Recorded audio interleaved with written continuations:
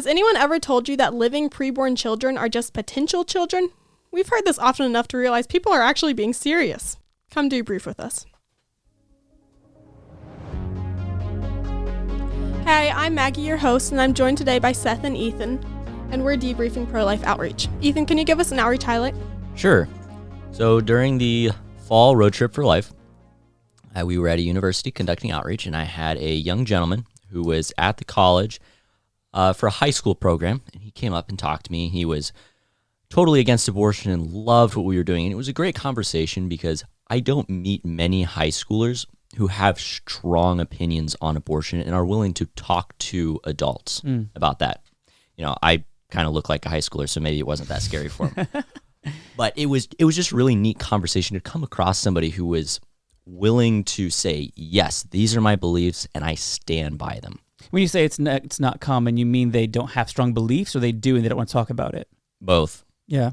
Maggie, agree? Yeah, I mean, it's not common to hear high schoolers who are that strong about it. Right, yeah.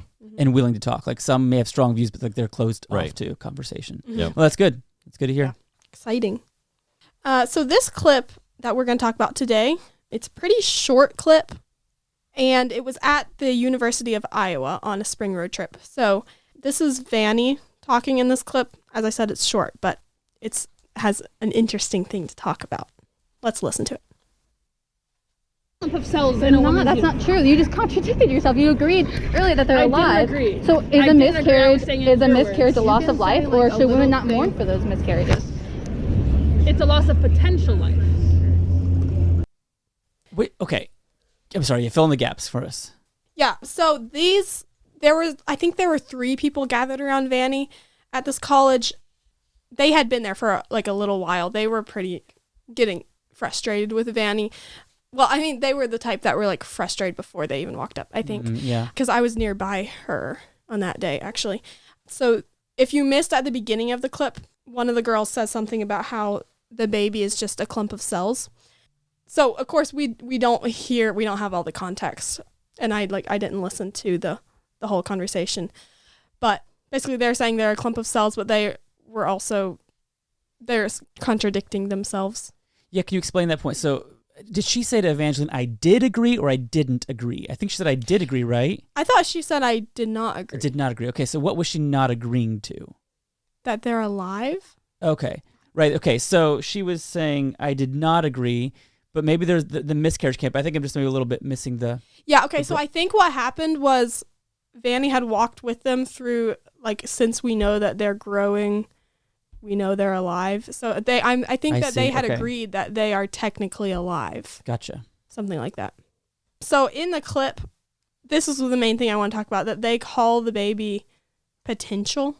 A loss of potential life. Yeah, which, can we explain? So it is alive, I agree with you, but then it's a loss of potential life, they're saying. Yeah, which is fascinating. It's one of those things that just you say, like, okay, it's so deep and profound. We have no idea what it means, right? Yeah. Can one of you explain what the word potential means? Not actual, right? Possible, yeah. Yeah, so actual, this, a tree in a forest is a potential table, like the one we're sitting at right now. Yeah. It's an actual tree. It could become many things, but right now it's an actual. So what something is an actuality is not identical to what its potential is, right? Yeah. So, I mean, we're all potential many things, right? I mean, I don't know, like Maggie and Ethan, you're potential parents, right? Someday you might have children, but you are actual human beings right now. So there's that confusion of potential actuality that I think is a bit what's going on here. Yeah, so why does potential not describe preborn humans? Because they are already human. Right. There's nothing that they need to become humans. They are already human in the fullness of their own being. Yeah, I've heard this even from pro-lifers who I think are just making a little mistake, but they say that they're still forming. I mean, we know that we're all still growing. Yeah. But I think people say that to mean like they're still forming into humans. Even pro-life that word people I've forming heard can say be a that. little problematic. You're right. It's better to say they're developing. Yeah. Right. Yeah. So it's the age old. The age old illustration with the Polaroid camera, right? So Scott Klusendorf has used this, Stephanie Gray Connors, many people, right? So it's helpful to think about the old Polaroids. Now they're popular again today, right? So we all kind of know what they are. My daughter has one. You take a picture, it pops that little paper with a little brown smudge, and it takes a minute or less maybe, but then it develops a picture, right? So the illustration is, let's say you are out somewhere and you see something super rare like the Loch Ness Monster or Bigfoot or I don't know, Elvis walking around, right? He's supposed to be dead, right? So you see something like that, you take a picture of it, then the thing disappears. Someone sees the picture pop out of your camera, and it's a little brown smudge, and they rip it and throw it away, and you're mad, and they say, well, why are you mad? It's just a brown smudge. You say, but the picture was already there. You just couldn't see it yet. It took time to develop. So the thing exists in actuality. You cannot see all of its eventual mature state yet, but it already is there. So you're right, Maggie. It's not necessarily forming. I mean, I get what that means, but it's better to say this person, this being exists. She is just developing. We cannot recognize her with our naked eye yet. Yeah. I can just imagine to pro-life people, especially, like how offensive it would be. I can imagine if I was pregnant with my own child and someone said that you're pregnant with a potential person. That's offensive. Especially if you already love your preborn child and you know that you are aware that they're a human, that they're your own child. Evangeline reference maybe was part of the fuller conversation, but the miscarriage, right? So this is so awkward for our culture. Like, don't you think there are people who are fully pro-abortion? I've seen this where when they experience or know someone who experienced miscarriage or stillbirth, suddenly they're mourning with them. Why? Yeah, that's a good question. You know what is there to mourn? It's a clump of cells, a potential life. It's not a being. You could mourn maybe what you wanted to come to existence did not, and that is sad, right? Unless there are a lot of things you want to happen that don't happen, you can grieve if those things don't happen. But it's not as if you had that thing and lost it, right? Because that thing was not there yet. It was never there to begin with. Yeah. Right. So this is really interesting. Just yesterday or 2 days ago, I was on the Debrief Instagram and I saw a comment on one of our reels. Shout out to Debrief with us on Instagram. Yeah, look us up on Instagram. There was a pro-abortion commenter who was... There are quite a few. Yes. Who said that she had a miscarriage. And of course we grieve with her in that. Yeah. But she was pro-abortion, pro-choice. And there was another pro-life commenter and they're having like a little conversation. I think it's still going on today. But the pro-abortion commenter said that she grieved that because she really wanted that pregnancy, that baby. Right. So the pro-life commentator was asking, why are you grieving? And the pro-choice person said, because it was a loss of potential life. And it's just kind of odd for me to think of, like, I know that's offensive. It would be offensive for me for someone, like, especially if I had a miscarriage, to say that I didn't actually lose anything. That we know that's not true. But then for someone who is actually pro-abortion to say that they didn't even lose anything when they're grieving themselves over what they lost. It's such a great point of common ground that we can build with them then, because we can say, we grieve with you, as you said, Maggie, and here's why you feel the way you do, right? We can understand and make sense of, no matter what, you say potential life, whatever, if you have a miscarriage, you're grieving deeply inside because you know in your heart your child has died, right? So, and we can speak truth that makes sense of those feelings for people. But I do think, Maggie, what you're getting onto is this really important point that I think I missed for several years in the pro-life movement. And that is that I assume naturally, this is a binary choice, right? Either the state will recognize and protect preborn people or it will say you may kill them. There's no middle ground here, right? Neutrality is pro-abortion. To say you may have an abortion if you want to is to take a position against preborn human beings. There's no middle ground. It's a binary choice. But people hold a lot of gray views, right? Not black and white. And so I early on thought, well, everyone who's pro-abortion just assumes the preborn baby is valueless. Right. They don't believe that. A lot of people believe the preborn baby has some value, not equal to you and I, but they say, yes, I've heard Nadine Strawson say this in debates with Scott Klusendorf, saying that potential person, that preborn thing, whatever it is, has some value. Not the same value as we do, but it's not the value of like a grass or a rock, right? It is different somehow, but it's not the same as us. So they do recognize there's something there. They just don't think that something is equal to us. And that's kind of thorny and complicated, I think. It's almost like to us, we understand that there's no life and then there's life right at fertilization. That's when that Right, you have begins. living parts, sperm and Yeah. egg, then a new living being. Yeah, Right. to them, I think they almost see it like there's kind of 3 stages. Before pregnancy begins, there's no life, and then there's on the Something way subhuman. to being life. Yeah. Right. Well, that's to your initial question, Maggie, about potentiality. I think a lot of people want to stick there and say, yeah, there's this middle ground, this third option. Like you have human, non-human, potential human, right? But every potential thing must be an actual something, right? So I don't know, if I had a stick of gum in here, that gum is a potential wad I could chew and stick up underneath the table debriefing if I wanted to be gross, right? But it still is an actual piece of gum right now. Yeah. Nothing can exist as a mere potentiality. So it's true that preborn baby is a potential mother, father, well, not can't be either. It's one or the other, right? Potential father, potential doctor, potential teacher, or whatever. Right. Those things are true. Potential newborn, potential teenager. But that does not change the fact that she is in actuality still something, right? So Yeah. to stop at the point of potentiality is just not enough. We need to get to what are we actually dealing with. And so those who want to camp out at that third option are stopping too far, stopping too early. They have to go beyond that to Right. what is this actually now? Because the line between potentiality and actuality, I think, is a very hard line. Yeah, right. Especially when it comes to human life and when our lives start. A potential human is a sperm and an egg. Once the two combine and then cease to exist because they've created this new human entity, that is not a long process.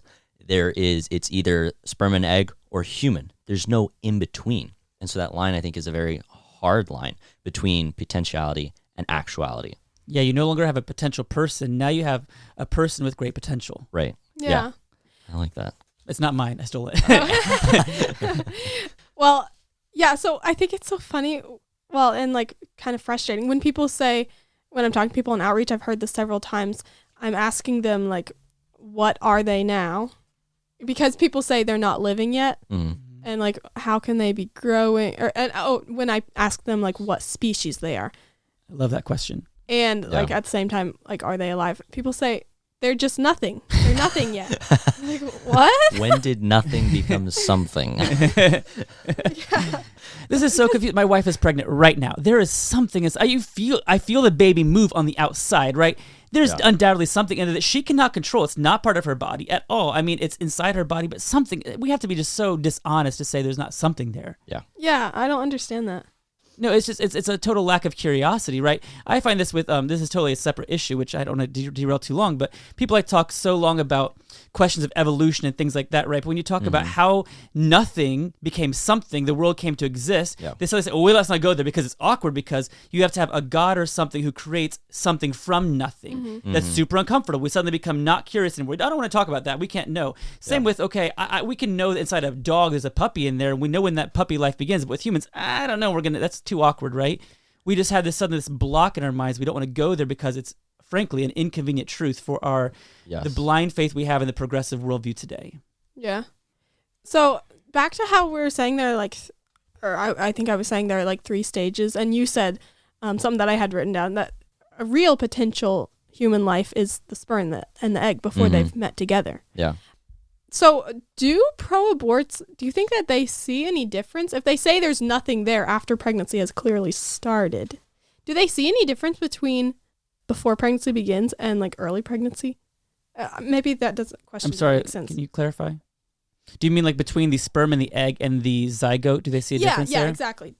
Well, that's interesting, I think, because I don't know what you guys find, but I find some people don't even recognize that the sperm remains part of the man's body until it's dead, right? So they sometimes assume the sperm kind of becomes part of the mother. It's a weird thing. Like when I've mentioned that before, the egg is part of the mom, sperm part of the dad, and remains that until they die, or they die, either on their own or they come together and die and create a zygote. They get a little confused by that mechanism there.